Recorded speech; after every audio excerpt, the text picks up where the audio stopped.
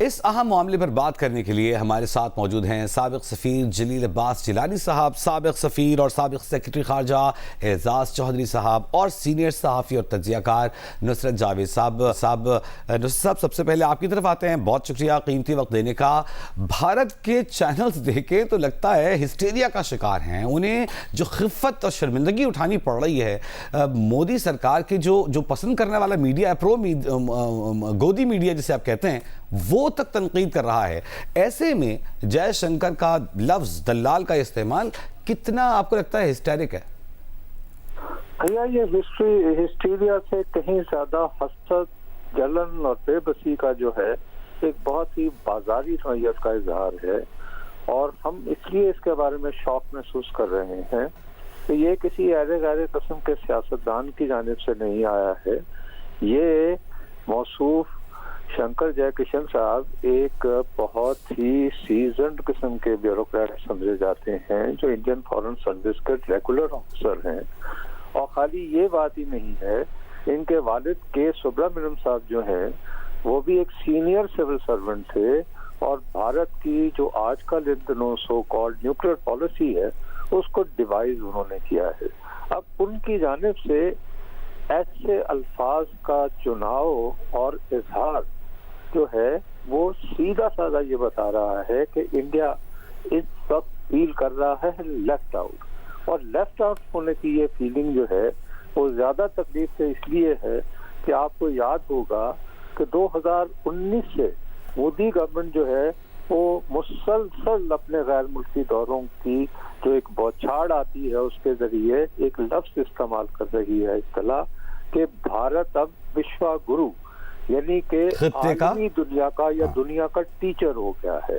اب ٹیچر جو ہے اس کو کوئی گھاس نہیں ڈال رہا، تو وہ اب وہ یعنی خشیانی بلی کی طرح اس قسم کے الفاظ کر کے اپنی اصل حقیقت اور جو ہے وہ عیاں کر رہے ہیں، اور یہ بہت میرا خیال ہے کہ ایک شرمساری کی بات ہے، ان کے لیے شرمساری کی بات ہے۔ نصرت صاحب، واپس آپ کی طرف آئیں گے۔ جلیل عباس جیلانی نے جوائن کیا ہے، وقت ان کے پاس کم ہے۔ جیلانی صاحب، یہ بتائیے گا کہ ایسا لگ رہا ہے کہ فرسٹریشن ہے، جتنی مار پڑ رہی ہے میڈیا میں، ان کو جتنا شرمندہ کیا جا رہا ہے مودی صاحب کو، کہ آپ فادر لینڈ مدر لینڈ کرنے اسرائیل چلے گئے، 4 دن تک آپ نے تعزیت نہیں کی خامنہ صاحب کی شہادت پر، جو کہ ہمارا ایک کلچرل نارم ہے، اور ایسی شرمندگی خارجہ محاذ پر؟ جی، میں تو سمجھتا ہوں کہ یہ جے شنکر جو ہندوستان کے ایکسٹرنل افیئرز منسٹر ہیں، ان سے یہ ایکسپیکٹ نہیں کیا جا سکتا تھا کہ وہ اس قسم کی گھٹیا زبان استعمال کریں گے۔ وجہ یہ ہے کہ میرے خیال میں یہ بھی ان کی ایک فرسٹریشن اور ایک بیمار ذہنیت کی عکاسی کرتا ہے، یہ جو بیان ہے ان کا۔ اب جو بین الاقوامی طور پہ جو ڈپلومیٹک نارمز ہوتے ہیں یا اخلاقیات کے جو معیار ہوتے ہیں، انہوں نے تو ان کو سب کو پس پشت ڈالتے ہوئے یہ زبان استعمال کی ہے۔ میں جے شنکر صاحب کو اچھی طریقے سے جانتا ہوں، ہم نے دونوں نے وہ واشنگٹن میں جب ہندوستان کے سفیر تھے تو انہی دنوں میں پاکستان کے سفیر تھا، تو مجھے لگتا ہے کہ وہ اب ان کا ساری کی ساری توجہ وہ یا تو آر ایس ایس کو خوش کرنے میں ہے، یا ان کو جو ہندوستانی جو پبلک ہے پرسیپشن اس کو ٹھیک کرنے میں ہے، کیونکہ اگر آپ موازنہ کریں تو پچھلے چند برسوں میں ہندوستان کو بے شمار ناکامیوں کا سامنا کرنا پڑا ہے ان کی فارن پالیسی کے میدان میں۔ ایک تو یہ ہے کہ ہندوستان نے جو ایک جے شنکر نے ایک پالیسی بنائی تھی کہ کسی طریقے سے پاکستان کو آئسولیٹ کیا جائے، تو وہ ہندوستان اس میں بری طریقے سے ناکام ہوا ہے، بجائے اس کے کہ پاکستان کو وہ آئسولیٹ کرتے۔ اس سارے پروسیس کے اندر ہندوستان خود بھی وہ آئسولیٹ ہو گیا ہے، نہ صرف خطے میں تمام ممالک کے ساتھ ان کے تعلقات بہت اس میں خرابی پیدا ہوئی ہے، بلکہ انٹرنیشنل لیول پہ بھی ان کی جو ساکھ بہت ہی زیادہ متاثر ہوئی ہے۔ پھر دوسرا، آپ کو یاد ہوگا کہ پچھلے سال جنگ میں جو جس طریقے سے ہندوستان کو بری طریقے سے ناکامی ہوئی، تو یہ بھی اس کا ایک فرسٹریشن کا ایک اظہار ہے۔ آپ کو یہ میں بھی ساتھ ذکر کروں گا کہ کچھ عرصہ پہلے ہندوستان کو ایشیا میں نیٹ سیکیورٹی پرووائڈر کا درجہ دیا گیا تھا۔ اب وہ نیٹ سیکیورٹی प्रोवाइडर का जिस तरीके से वो पाकिस्तान जैसे मुल्क से उनको बुरी तरीके से शिकस्त हुई, बल्कि 2020 के अंदर उनको चाइना से बड़ी सख्त जो गलवान सेक्टर में उनका जो कॉन्फ्लिक्ट हुआ वहाँ पर भी बहुत ज़्यादा नाकामी हुई। और फिर एक आप देखें कि जो उन्होंने जो खित्ते में जो सी है जो एक नेबरहुड पॉलिसी बनाई थी जिसके आर्किटेक्ट भी जयशंकर थे, वो भी बुरी तरीके से नाकाम हुई है। जिस तरीके से उनकी खित्ते में जो जिस तरह से हिंदुस्तान की जो एक तमाम मुल्कों के साथ लड़ाई झगड़े हैं, मुखालफत है, और मिडिल ईस्ट के अंदर भी उन्होंने अपना एक रोल अदा करने की कोशिश की तो उसमें कोई कामयाबी नहीं हुई। तो मुझे बस ये लगता है कि ये सारी उस तमाम एक उनकी जो फ्रस्ट्रेशन है ये उसका एक अक्कासी है। ठीक है, जलील अब्बास साहब हमारे साथ रहिएगा। एजाज चौधरी साहब आपकी तरफ आते हैं, हम अब बाद में आपके कमेंट लेंगे इस पर, जयशंकर साहब के बयान पर या उस लफ्ज़ के इस्तेमाल पर। पहले तो ये बताइए कि जो खिफ़त इस वक्त इंडिया उठा रहा है, जैसी शर्मिंदगी इस वक्त इंडिया उठा रहा है, आपको नहीं लगता कि इतने हार्ट ब्रोकन है जयशंकर साहब के, उनके पास कोई ऑप्शन नहीं था और out of frustration, share frustration वो ये बोल गए। अब देखिए राना अयूब कहती हैं कि एक सहाफ़ी हैं, वो कह रही हैं कि अगर मोदी साहब ने ये किरदार अदा किया होता तो पूरी बीजेपी और मोदी साहब इसको अगली इलेक्शन कैंपेन का नारा बनाकर इस्तेमाल करते, लेकिन अब ऐसा नहीं हुआ है। लंबी लाइनें लगी हुई हैं पेट्रोल पंपों पर सिलेंडर भरवाने के लिए, लोगों के पास गैस नहीं है, पेट्रोल नहीं है, शर्मिंदगी अलग उठानी पड़ रही है खित्ते में, तो उनका बनता नहीं है। जी मैं बिल्कुल जिलानी साहब की बात मैंने सुनी है, उससे कुल्लियन इत्तेफाक करता हूँ कि ये बौखलाहट है भारत को और जयशंकर साहब को, क्योंकि उनकी खारजा पॉलिसी पिछले एक साल में हर महाज पर नाकाम हो रही है। और ये जो लफ्ज़ उन्होंने इस्तेमाल किया, चले बाजारी लफ्ज़ इस्तेमाल नहीं करते, जो अंग्रेजी वाला दी गो बिटवीन का कहा, वो भी आप ये देखें कि उसके पीछे थोड़ी सी ये उनकी एक किस्म की मेरे ख्याल में ये भी है उनके जहन में कि कहीं गो बिटवीन, कल को कोई अगर कश्मीर के मसले पर गो बिटवीन आ गया कहीं से, तो उस पे फिर क्या होगा। इनके तो सारे के सारे जो मजालिम हैं वो आश्कार हो जाएंगे। अभी इन्होंने आसिया अंद्राबी साहिबा को, जो 62 साल की खातून है, 30-35 साल की सजा दे दी उन्होंने, तो वो सारी चीजें भी तो आश्कार हो जाती हैं। इसलिए जब मई 2025 में दोनों मुल्कों के दरमियान कन्फ्रंटेशन हुई और भारत को उसमें शिकस्त का सामना था, तो डोनाल्ड ट्रंप साहब ने उनकी गो बिटवीन बने और किसी तरीके से उनकी जान बचवाई।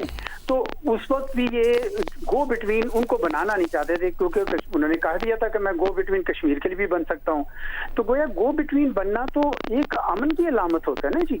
आपको याद होगा कि अगर माजी में भी आप चले जाएं तो प्राइम मिनिस्टर कोसीगन ने 65 की वॉर के बाद गो बिटवीन बन गए थे। अभी हालिया जितने भी क्राइसिस आए हैं उसमें अमेरिकन प्रेसिडेंट या सेक्रेटरी ऑफ स्टेट उनके होते थे गो बिटवीन। तो गो बिटवीन बनना या अमन के लिए काम करना तो एक इज्जत और ऑनर है जो इनको नहीं मिल रही। और इसके पीछे दो खौफ हैं। वही एक जो मैंने इनको कहा कि कहीं कोई दुनिया का मुल्क जो है, इनकी जितनी सारी गलतियां हैं और जो इन्होंने जुल्म कर रखे हैं वो आश्कार ना हो जाए। और दूसरा ये है कि ये इन्होंने मिसस्टेप्स किए हैं। यानी आप ईरान पे इसराइल के हमले से 3 दिन पहले जाके इसराइल में जाके इनकी जो ट्रेडिशनल जफ्फी है वो लगाते हैं और उसमें गजा पे होने वाले जुल्म का जिक्र नहीं करते हैं। तो जाहिर बात है कि उनकी अपनी अवाम भी देख रही है। लेकिन पै दर पै मिस्टेक्स हुई हैं। ऐसे वक्त में इसराइल पहुंच जाना, फिर खामनेई साहब की शहादत पर 4 रोज तक ताज़ियत ना करना, जो कि इंडिया के बड़े अच्छे ताल्लुकात रहे ईरान के साथ, पाकिस्तान से जितने खराब रहे हों, लेकिन ईरान ने अच्छे खैरसगाली ताल्लुकात रखे हैं भारत के साथ। जी जी। और अब ये जो गो बिटवीन, इनके नजदीक गो बिटवीन मेरे ख्याल में कुछ और मतलब रखता है। ये इस वक्त मिसाल के तौर पर अफगानिस्तान में तालिबान के लिए गो बिटवीन बन गए हैं कि उनके और टीडीपी के दरमियान, और जाके वो हमला करवाना चाहते हैं। ये शायद मेरा ख्याल है गो बिटवीन का मतलब अमन क्या नहीं समझते, कुछ और समझते हैं। तो मैं वो लफ्ज इस्तेमाल नहीं करना चाहता जो इन्होंने इस्तेमाल किया, वरना अफगानिस्तान में तो ये वही काम कर रहे हैं। तो मैं समझता हूँ कि ये बौखलाहट है उनकी तरफ से, परेशानी है, जिसकी वजह से दोनों खारजा महाज पर जो नाकामियां हैं, और दूसरा यहाँ पे जो उनकी اپنی ملک کے اندر جو مسائل ہیں، نارتھ ایسٹ میں بڑے مسائل ہیں اور مقبوضہ جموں اینڈ کشمیر میں ہیں، ان سے میرے خیال میں یہ پردہ ان پہ رکھنے کے لیے چاہتے نہیں کہ کوئی بھی ملک جو ہے ان کے کسی معاملے میں آ کے کوئی ان کی مشکل حل کرے. جی ٹھیک ہے. اعزاز صاحب، نصر صاحب آپ کی طرف آتے ہیں. پچھلے 4 دن سے جب سے یہ خبر آئی ہے، بھارت کے میڈیا پر آپ نے دیکھا ہوگا کہ ایک طوفان آیا ہوا ہے اونچی آوازوں میں بولنے والے، اور یہ شاید پہلا پاکستانی میڈیا کا پروگرام ہے جس میں بھارت کا نام بھی لیا جا رہا ہے، اور وہ بھی صرف جے شنکر کے بیان کی وجہ سے. تو کیا پاکستان کی اسٹریٹجی بالکل بہترین ہے کہ خاموشی سے انڈیا کو وہ ہسٹیریا میں مبتلا دیکھ کر، اپنے پاگل پن میں بال نوچتا دیکھ کر مسکراتے رہو، کوئی جواب نہ دو؟ بھیا اگر آپ دیکھیں خفت کو، چلیں میں تو پاکستانی ہوں، آپ مجھے بارے میں یہ کہہ سکتے ہیں کہ میں جی متعصب ہوں. باعث ہے. ہاں، بھارت کا جو ہے leader of the opposition Rahul Gandhi یہ کہہ رہا ہے کہ مودی کی جو پالیسی ہے وہ بھارت کے نیشنل انٹرسٹ میں نہیں ہے، اور اس کا الٹیمیٹ آبجیکٹو جو ہے وہ مودی کی گودی میں بیٹھے صنعت کاروں کے مفادات کا تحفظ ہے. اب اس بات کو خدا را ذرا ٹھنڈے دل سے غور کیجیے کہ یہ جنگ کا آغاز ہونے سے 3 دن قبل مسٹر مودی کہاں تھے؟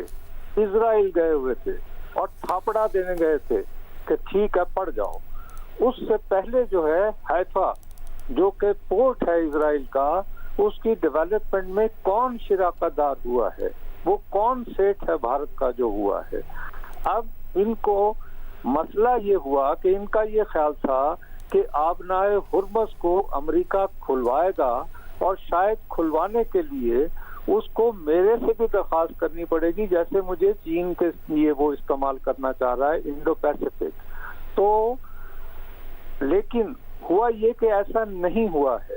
اس کی وجہ یہ ہے کہ ان کو خطرہ یہ پڑ گیا ہے کہ ابھی جو آبنائے ہرمز سے جن جہازوں کو گزرنے کی اجازت دے رہا ہے ایران، ان میں سے چند سے اس نے چینی کرنسی یوان میں پیسے وصول کیے ہیں. تو یہاں پر اب آپ غور کیجئے نا کہ اگر یہ لوگ یعنی تعصب اور جلن کے مارے نہ ہوتے، انہوں نے واقعی بھارت کے غریب عوام کا خیال ہوتا، تو یہ بلکہ پاکستان کے شکر گزار ہوتے کہ ہم کوشش کر رہے ہیں کہ خطے میں امن ہو، اور ہمارے یہاں کے غریب آدمی کو بھارت کی طرح جو ہے وہ 2-2 گھنٹے پیٹرول پمپوں کے باہر کھڑے ہو کر ذلیل و رسوا نہ ہونا پڑے. لیکن وہ یہ کہ تعصبات، وہ بالکل راہل گاندھی صحیح کہہ رہے ہیں کہ یہ سوائے اپنے اور اپنے سرمایہ داروں اور منافع خوروں کے مفادات سے بیونڈ دیکھ ہی نہیں رہے ہیں. بہت شکریہ، بہت شکریہ. سینئر صحافی تجزیہ کار نصرت جاوید صاحب ہمارے ساتھ موجود تھے، سابق سفیر، سابق سیکرٹری خارجہ اعزاز چودھری صاحب ہمارے ساتھ موجود تھے، سابق سفیر جلیل عباس جیلانی صاحب ہمارے ساتھ موجود تھے. آپ تینوں مہمانوں کا ہم بہت شکریہ ادا کریں گے.